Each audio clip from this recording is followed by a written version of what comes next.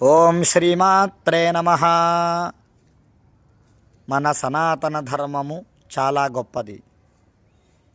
అందరికీ కూడా అతి సులభంగా అర్థమవ్వాలని వ్యాసుల వారు ఎంతో కారుణ్యంతో అష్టాదశ మహాపురాణాలని మనకు అందించారు. అందున మార్కండేయ పురాణమునందు ఆశ్వీజ మాసంలో అమ్మవారి యొక్క విస్తృతమైనటువంటి ఆరాధనలవి కూడా ఆచరిస్తూ ఉంటాము. దానికి కారణమేమనగా అమ్మవారు అలనాడు దేవతాయుగమున దేవీ మాహాత్మ్యంలో చెప్పిన విధముగా ఈ భూమండలాన్ని జగత్తుని సృష్టిని రక్షించుటకై అవతారమును పొంది మహిషాసురుడు, రక్తబీజుడు, శుంభుడు, నిశుంభుడు ఇత్యాది రాక్షస సంహారం చేసి మానవుల్ని దేవతల్ని రక్షించి సృష్టికి శ్రేయస్సు కలిగించి సమతుల్యతను ఏర్పాటు చేసింది. అందుకని ఈ ఆశ్వీజంలో వచ్చు పాడ్యమి నుంచి దశమి వరకు కూడా విశేష అలంకారములతో అమ్మవారికి విశేషమైనటువంటి పూజలతో మనమందరం కూడా అర్చిస్తూ ఉండుటకు కారణమదే. ఈ మహిషాసురుడితో యుద్ధము వారి సేనతో 9 రాత్రులు చేసింది అమ్మవారు. అటువంటి వృత్తాంతము నేడు చెప్పుకొనుచున్నాము.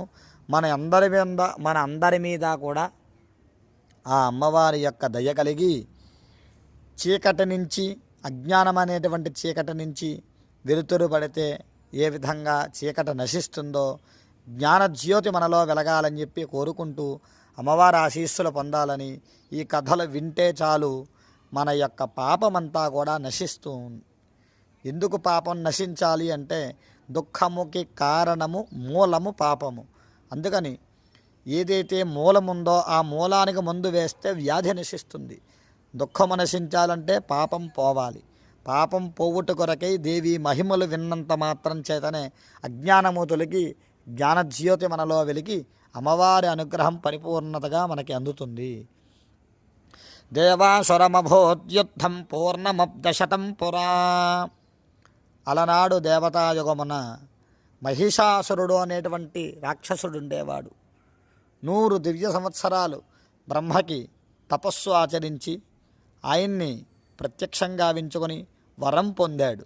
దేవతలందరినీ కూడా పరాజితులను చెయ్యుట కొరకై తన సేనతో పాటు దేవలోకాలకి చేరి వారందరితో కూడా ఘోరమైనటువంటి యుద్ధం చేశాడు. సుమారుగా మన సృష్టి కాలమానం ప్రకారం 100 సంవత్సరాలు, శతంపుర 100 సంవత్సరాల యుద్ధములో ఇంద్రపదవిని అధిరోహించినటువంటి పురంధరుడు దేవతలందరికీ కూడా రాజు. ఆయనతో పాటు ఇంద్ర, అగ్ని, యమ, నిరుతి, వరుణ, కుబేరాది దేవతలందరూ కూడా పరాజితులయ్యారు.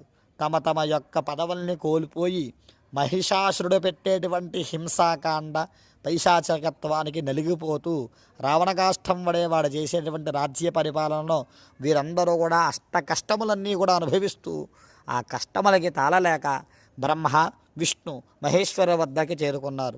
బ్రహ్మ, విష్ణు, మహేశ్వరులతో పాటు 63 కోటి దేవతలందరూ కూడా ఒకే చోట ఏకీకృతమై ఈ రాక్షస వధ జరగాలంటే ఏమి చెయ్యాలని ఆలోచన చేస్తూ ఉంటే అప్పుడే పరమేశ్వరుడి యొక్క త్రినేత్రము నుంచి ఒక జ్వాల వెలువడింది. అలాగే బ్రహ్మదేవుడి యొక్క పాదముల నుంచి ఒక శక్తి, విష్ణుమూర్తి యొక్క బాహువుల నుంచి శక్తి, ఇంద్రుడి యొక్క ఇంద్రాది దేవతల శరీరముల నుంచి ఒక శక్తి, జ్వాలా వ్యాప్త దిగంతరం, మరో సూర్యుడు ప్రకాశించినట్టుగా ఒక జ్వాల ఏర్పడింది. ఆ జ్వాల సృష్టి అంతటికీ కూడా మరో సూర్యుడి వలె ప్రకాశాన్నిస్తూ ఉందట. ఏ ఏ దేవతల శరీరం నుంచి ఏ ఏ శక్తులు వెలువడ్డాయో అవన్నీ కూడా ఆ జ్వాలకి ఒక రూపాన్ని ఏర్పాటు చేశాయట. విష్ణుమూర్తి తేజస్సు బాహువులుగా, పరమశివుడి యొక్క తేజస్సు ముఖముగా, బ్రహ్మదేవుడి తేజస్సు పాదములుగా, అష్టవసువుల యొక్క శక్తి చేతి విరేళ్లగా, వరుణుడి యొక్క శక్తి నాభిగా, కుబేరుడి యొక్క శక్తి నాసికగా, ఇలా సమస్త దేవతల యొక్క శరీర భాగముల నుంచి విడివడినంటి శక్తి అమ్మవారి యొక్క సర్వాభరణములుగా, సర్వ శరీర భాగములుగా ఏర్పడింది. వెంటనే ఆ శక్తికి నమస్కరించారు 63 కోటి దేవతలు. ఇక్కడ మనం ఆలోచించవలసినటువంటి విషయం ఏమనగా అందరిలోనే ఉన్నటువంటి శక్తి అమ్మవారు, అందరి స్వరూపమే అమ్మవారు.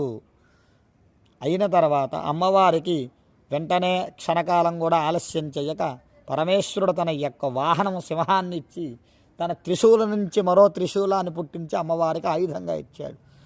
అలాగే బ్రహ్మదేవుడు అక్షమాల కమండలము, విష్ణుమూర్తి సుదర్శన చక్రము, కుబేరుడు పానపాత్ర, ఇంద్రాది దేవతలందరూ వారి దగ్గర ఇంద్రాది దేవతల వారి దగ్గర ఉన్నటువంటి సమస్త ఆయుధములని కూడా అమ్మవారికి ఇచ్చారు. అమ్మవారికి సహస్ర హస్తములు కలవి. సహస్రము అంటే 1000 కాదండి, అనేకమైనటువంటి హస్తములు కలగవి, అనేక ముఖములు కలవి. సింహవాహన రూఢమైనటువంటి అమ్మవారు గర్జ వెంటనే గర్జించి అట్టాట్టహాసమ శివం అట్టహాసం చేసింది. ఆ అట్టహాసమునకి సముద్రాశ్చకంపిరే చుక్షుభస్సకలాలోకా, మొత్తము లోకములన్నీ కూడా కంపించాయట. సముద్రాలు పారే నదులన్నీ కూడా కంపించాయంట.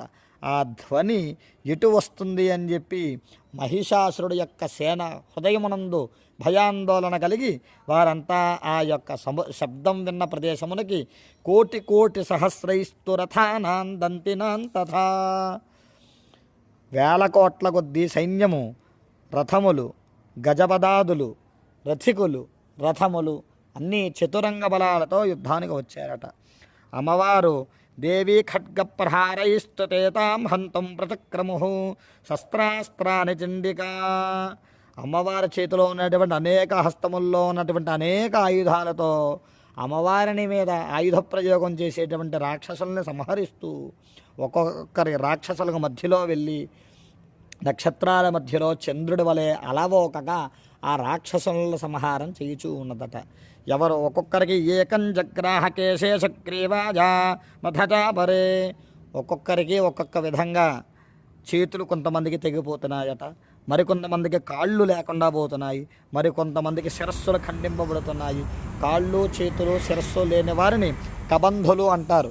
కొంతమంది కబంధులుగా మారి అమ్మవారి చేతిలో తీవ్రమైనటువంటి బాధకు లోనవుతూ ఉన్నారట.